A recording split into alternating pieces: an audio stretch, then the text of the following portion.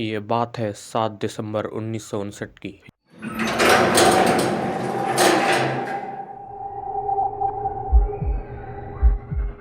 ये समय हुआ होता है सुबह के 4:30 बजे। तो हैरोल्ड ने किचन में जाता है, वहाँ पे छुपे रखे एक हैमर को उठाता है और उस हैमर को लेकर अपनी पत्नी लिलियन के कमरे में जाता है।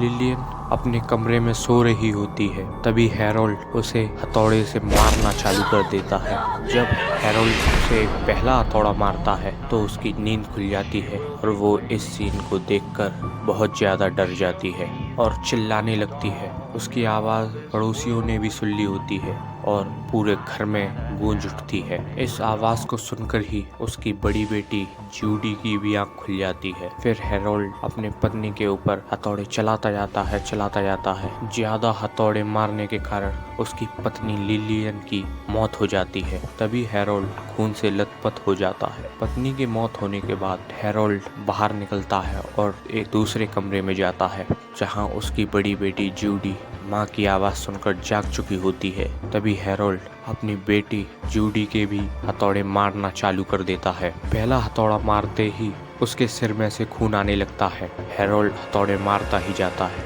अब जूडी अनकॉन्शियस हो गई थी, तो हैरोल्ड को लगता है कि उसकी मौत हो चुकी है। अब हैरोल्ड मर्डर करने के बाद बाहर निकलता है और जैसे ही वह बाहर जाने लगता है, उसकी छोटी बेटी डेवी आ जाती है और वह पूछती है, पापा क्या हुआ? तो हैरोल्ड अपनी छोटी बेटी को बताता है कि बेटा कुछ नहीं, यह एक बुरा सपना है और यह सपना भी सुबह खत्म हो जाएगा। हैरोल्ड को लग रहा होता है कि उसकी बड़ी बेटी जूडी मर चुकी है, लेकिन वह अभी भी जिंदा होती है। जब जूडी को होश आता है तो वह उठकर सीधे भागने लगती है, मेन डोर खोलकर बाहर भाग जाती है। हैरोल्ड भी अपनी बेटी जूडी का पीछा करता है, लेकिन वह बाहर नहीं जाता है। जूडी भागकर सबसे पहले ही पड़ोसी के घर जाती है और जूडी गेट खटखटाती है। पड़ोसी आवाज सुन के जाग चुका था, लेकिन डर के मारे गेट नहीं खुलता है। तभी जूडी अपने दूसरे पड़ोसी के पास जाती है, जिसका नाम मार्शल होता है, और जूडी मार्शल से कहती है कि पुलिस और एम्बुलेंस को जल्दी बुलाओ। और मार्शल पुलिस और एम्बुलेंस को फोन करता है और पूरी घटना बताता है।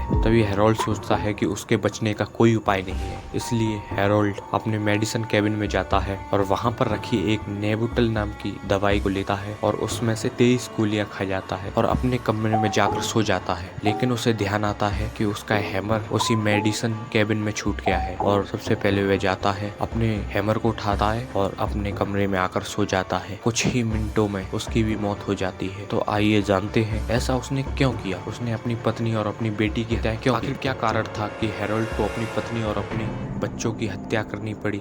आइए जानते हैं। तो ये कहानी शुरू होती है 1905 में, जब पोलैंड का पियर्सन परिवार अमेरिका के न्यूयॉर्क में शिफ्ट हो जाता है। उनका एक बेटा होता है हैरोल्ड। उसे पढ़ने लिखने का बहुत शौक था, लेकिन पैसे की कमी होने के कारण वह पढ़ाई से वंचित होता जा रहा था। लेकिन हैरोल्ड अपनी पढ़ाई नहीं छोड़ता है। स्कॉलरशिप ले लेके हैरोल्ड ने अपनी डॉक्टर की डिग्री भी कंप्लीट कर ली थी। आज हम सिरिंज मारकर उसमें दवाई भरते हैं, ये तरीका किसी और का नहीं बल्कि हैरोल्ड का ही था, जो इस तरीके को पूरी दुनिया में फैलाना चाहता था। लेकिन उसके पास पैसे की कमी होती है, तो वह एक इन्वेस्टर से इन्वेस्ट करने के लिए पूछता है। इन्वेस्टर इन्वेस्ट करने के लिए मान जाता है। उस इन्वेस्टर का नाम होता है एडवर्ड। लेकिन कुछ दिनों बाद एडवर्ड हैरोल्ड को धोखा दे देता है और इस तरीके को अपने नाम में पेटेंट करवा लेता है। लेकिन इस चीज से हैरोल्ड को बहुत ज्यादा परेशानी होती है, तो हैरोल्ड एडवर्ड पर केस कर देता है। केस हैरोल्ड के पक्ष में ही होता है। तो उस समय वह $1,00,000 की मांग करता है, लेकिन $24,000 में उसका सेटलमेंट हो जाता है। लेकिन इस समय आते आते एक बहुत ही बड़ा और सक्सेसफुल कार्डियोलॉजिस्ट बन चुका होता है, साथ ही साथ एलर्जी के बारे में भी सीख जाता है। अब इस समय आते आते उसकी लिलियन के साथ शादी भी हो चुकी थी। तभी वह कैलिफोर्निया में शिफ्ट हो जाता है। वह एक लॉस एलिस नाम का मेंशन खरीदता है। इसी मेंशन में उसके 3 बच्चे जूडी, जियो एंड डेवी पैदा हो जाती हैं।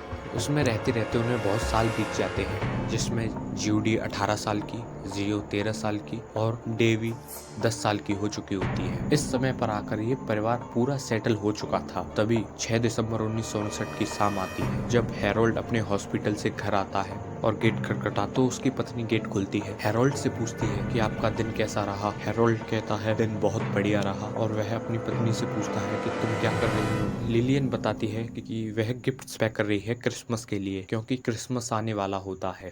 रात होते ही पूरे परिवार ने खाना खाया और खाना खाते ही बच्चे तो जाकर सो गए। तो हैरोल्ड अपनी पत्नी से कहता है कि तुम जाकर सो जाओ, तो मैं अपने स्टडी रूम में जा रहा हूँ पढ़ने के लिए। तो रात के लगभग 11:30 बजे उसकी पत्नी लिलियन तो जाकर सो जाती है और हैरोल्ड अपने स्टडी रूम में पढ़ना चालू कर देता है।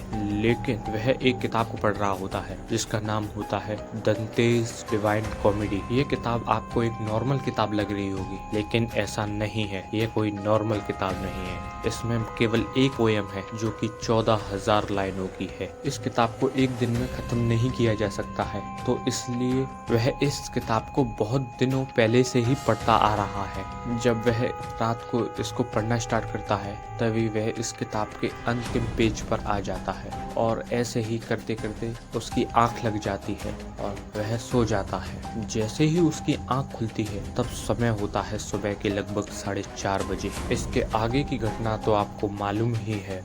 जब पुलिस आती है और उसके घर में चेक करती है तो पुलिस पता करने की कोशिश करती है कि इसका क्या कारण हो सकता है। तभी वह पूरे घर में चेक करती है तो पुलिस हैरोल्ड को देखती है। तब तक हैरोल्ड की मौत हो चुकी थी, लेकिन पुलिस ये नहीं समझ पाती कि हैरोल्ड को मरना ही था तो वह हैमर साथ में लेकर क्यों मरा। हैमर कहीं छुपा भी सकता था। यह मिस्ट्री तो हैरोल्ड के साथ ही दफन हो गई।